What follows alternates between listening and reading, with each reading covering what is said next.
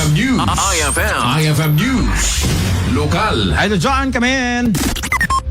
Maangay ti may isang art exhibition iti Ayala Museum babay na ti panangipadano da kadagiti arts da iti ili ti Paway.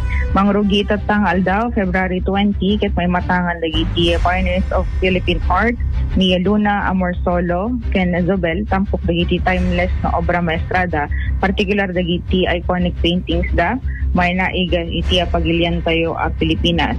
Libre daytoy para kadagiti mayat nga mapan mangimatang. Mangrugi iti oras ti alas 10 ti bigat aging ganat alas 7 ti rabii. February 20 aging ganat May 30, 2025 iti Arte Luna Gallery iti nadakamat nga ili. Yaw awis ti Ilocos Norte Tourism Office na saan nga liwayan when gundawayan da dito itatang celebration ti artistic and heritage ken legacy ang arod dagiti pioneers when dagiti Ayala Sobel kung kunam sa tatay Idol John or Ayala Foundation kunam. Ayala Museum. Ayala Museum. Oh, so Ayala Art Exhibition or Ayala Museum sa may bongga makitam digiti aramid ti Ayala kakasay. Owen, Idol Bernard. So awang bayad na. Libre, awan ti bayad. Yes, isang arod. Awang bayad na.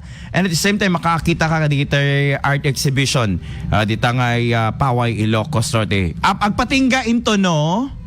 May 30, 2025. Mabayag.